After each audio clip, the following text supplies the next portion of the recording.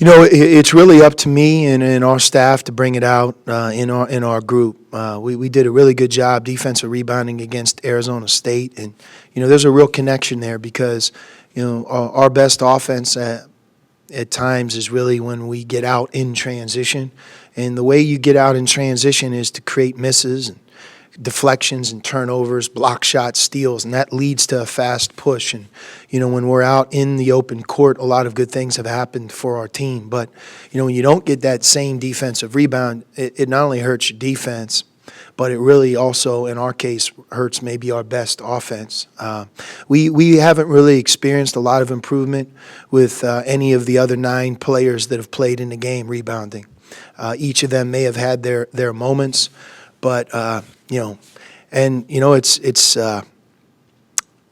on us to bring it out. I know I've used this analogy before, but if you have a weak defensive line in football, or maybe you get some injuries on the offensive line, to the spectators, you're still watching the game, but to the coaches and the players that are on the field, you start to feel that wearing down effect, and it's difficult. You can be doing some really good things, but if the offensive or defensive line isn't intact, man, it makes it hard to win, especially I'm sure on the road in football, or consistently over a long period of time. You might be able to get away with it in a single game, and that's really our situation rebounding the ball.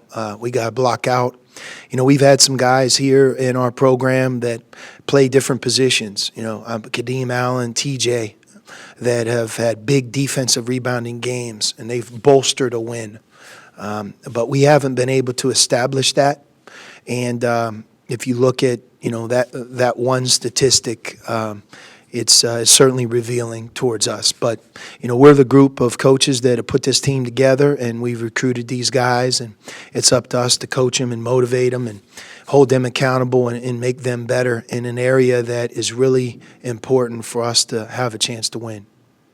Yeah, no, we work on it all the time. As I've said, I think we'll show it at some point in every game, and we have. But I also want to make sure that you understand that 13 of 16 from the field, 2 for 2 came against our zone. We got driven by Reichel on the left wing with 3 seconds to go on the shot clock. He took the ball hard to the basket and got fouled. And then Trace Tinkle caught the ball in the middle of the zone late, turned and faced and threw a high-low pass, and they dunked the ball over the side of the rim. You have those same concerns regardless of what defense you play. When the shot goes up, are you going to rebound? Can you keep players in front? And against virtually every team, but certainly in the games we've struggled, our defensive rebounding and at times just our inability to keep people in front of us. That's something that we're hard at work, and we're trying to improve, and we have to improve that this weekend for sure.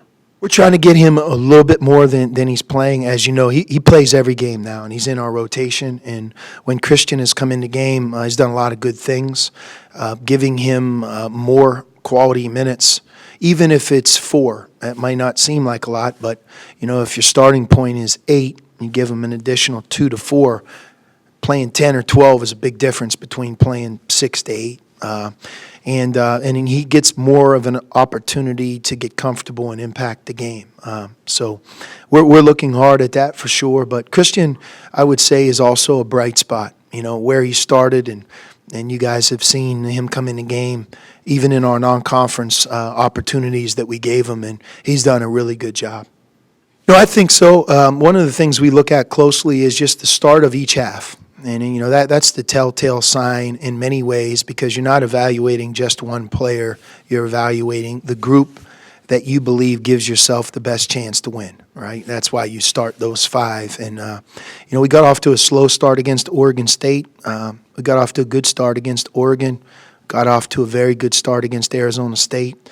That really hasn't been an issue. I would say that just rebounding in general, I've given you an example of one player. And certainly the one player that I mentioned, Zeke, has a lot of ability, and he has a lot of ability rebounding. I believe he can rebound even better. But when you're averaging over 10 rebounds a game and you're in game 16 and you're one of the top 5 rebounders in the Pac-12, you're doing a heck of a job. He's had as many as 8 against Gonzaga, but that same challenge, it's not as if we stop with him. We have guards who can rebound better. Certainly, if I'm walking in the door 6'8", 6'10", being able to get the ball off the glass and rebound it, I'd say that there's nothing more important as a responsibility to do that. Same thing with free throw blockouts. Free throw blockouts is, it's kind of our version of special teams. It's something you can really control. The other team is shooting a free throw, and we elect to double pinch on both sides.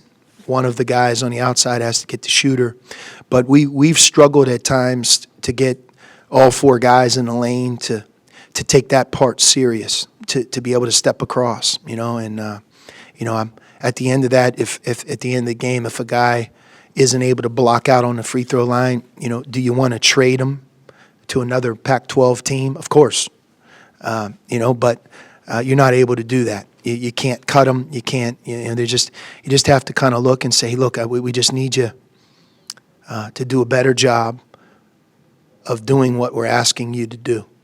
I know it's not fun. I know there's not going to be an article written after the game about your free throw blockout. But if you don't mind, we really appreciate if you could put your hands up and step across that guy so he doesn't get the ball if they miss it. And, there's a lot of that going on as well. And but we're hard at work and, trying to hold everybody accountable. And that's really, I believe, what this weekend is. This will be a revealing weekend in many ways, just to see how we rebound, how we perform, how we're able to bounce back off of the Oregon swing. And, I talked a little bit about, coming back off the holidays, about just trying to teach our players, the value of being a great competitor. Being a great competitor, it's like those plays within a game that you just marvel at, you just really appreciate. A guy like Kevin Parham running down, a breakaway to block a shot off the glass, a guy to rotate across the lane and give up his body and draw a charge, to chase a really good player off of a screen like Trace Tinkle so that when he receives the pass that he's not open. Scouting, balls taken underneath their basket. And these are the 4 or 5 concepts that they really try to utilize to get the ball in and to get a good shot. And can we take those concepts away? And are you locked in, or are you the guy that is going to break down and let his man receive the pass?